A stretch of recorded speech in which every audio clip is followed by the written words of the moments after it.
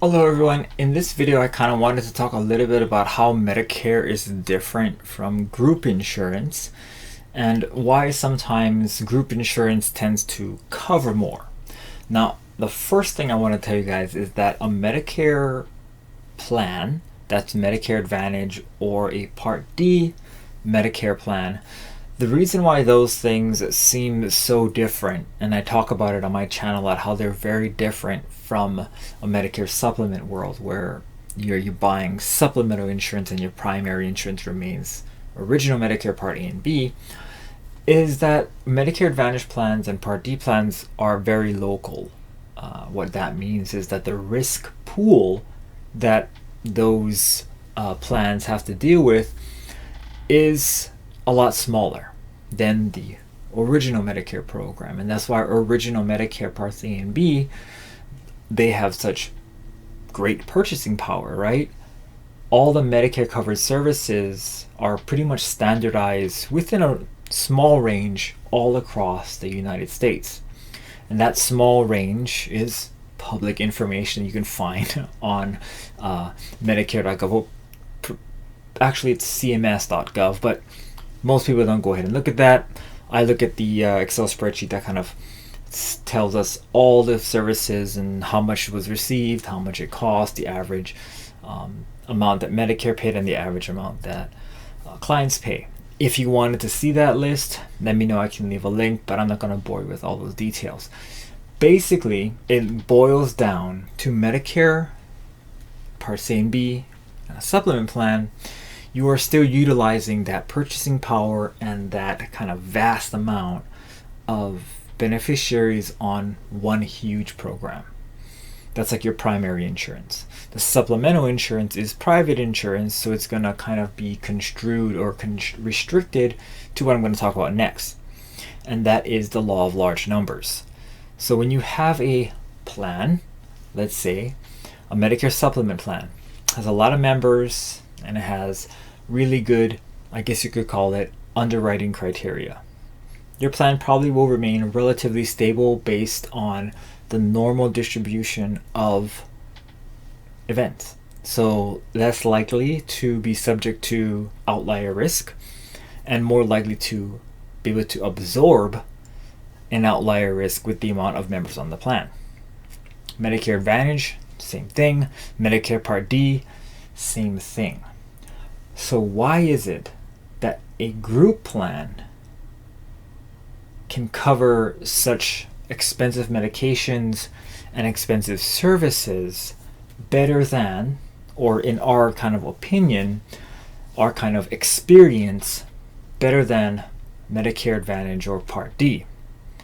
And this is the part that very few people actually kind of unravel or unveil. And that is that if your employer group plan pays for your expensive medication, guess who is paying for that expensive medication? You all are.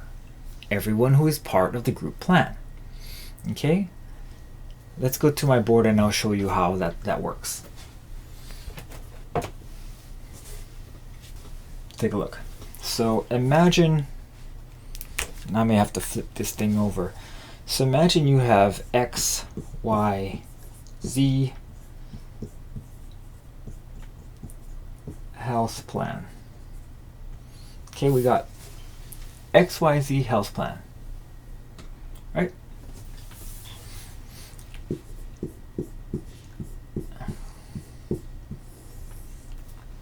And they have a coffer. They have some money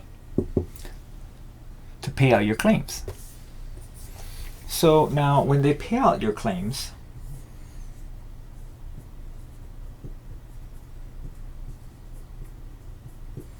that costs money, right?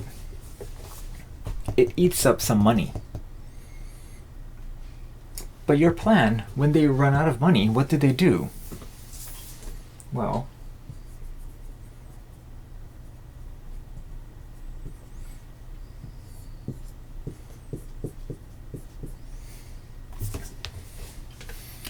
they will increase your premium. So they charge the members more money in order to pay out claims, right? That's ultimately what these insurance companies do. That this is how the insurance company works. So when you have a group health plan, it's very fairly self-regulated.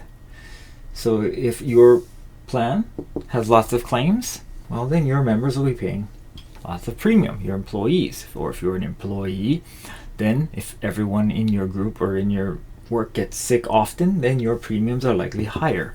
In some states, the amount that the individual employee pays for their plan is capped. In some cases, it's not. So it can feel like your insurance company, when you're at work, is paying for a whole lot if you are in a state like Hawaii, many times in California, where the amount of money an employee has to pay is capped. And I feel like your insurance is doing a great job. But in actuality, the reason why they're approving so many of these is because they know that they can just bill the member the next year. So this is why many times group plans are so much more, I guess, cover so much more, because they have this unlimited payer that will always replenish the money here, who is the member. And every year, I've run group plans before, like helped employers find plans for them. The plan will ask for what's called a claims kind of history. And based on the claims history, a rate can be determined for the company. So if you have high claims, then of course your premium will be high too, whichever plan that is quoted to you. Because when you are in the group space, like an employer group plan when you're still working, those numbers are usually not standardized like it is for Medicare Advantage, Medicare Supplement, and Medicare Part D. It's not like you can pick up the plan off the shelf. The plans typically for groups are customized, and the insurance company has the money to pay claims here.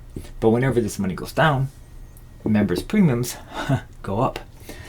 And that is why many times you'll find that group plans will pay out claims easier, and you feel like you have better coverage on your employer plan. But the reason why that is so is because potentially you, as the employee, are paying more for it, and everyone who's in that group is paying more for it.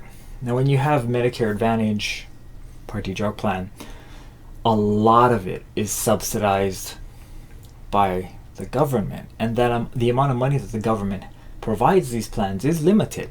It's not like next year they can say, hey, because you guys were so ill this year, used up all these premium dollars that you contributed to your plan, we're going to raise rates next year. It's not how it works. Every year the Medicare Advantage plan and Medicare Part D plan kind of see what happened.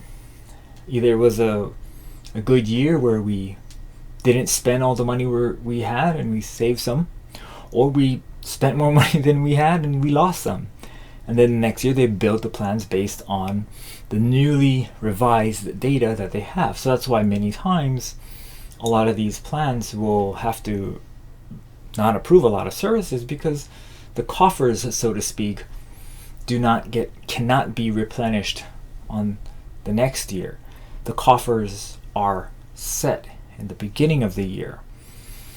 And that is, I feel, the primary difference between Medicare and employer coverage, and why it feels like you get such a better deal on the employer coverage. It's because the insurance company is truly never at risk for any of these outlier claims. They will just pay for it because, the employer will eventually pay it, and then of course, even if the employee doesn't pay more in premiums, the employer might not give you raises, or they might cut back on vacation or sick time to balance out the financial cost of whatever the insurance is costing the company as a whole. So that's kind of how that works. I hope this answers some questions. I had somebody that called me up and told me that I'll just stay on the group plan forever then. that ultimately isn't the right answer. It's kind of like the answer due to service level information. So this kind of gives you a little bit better information about everything else that happens. I hope that helps. Have a great rest of the day. Do great things, and bye-bye.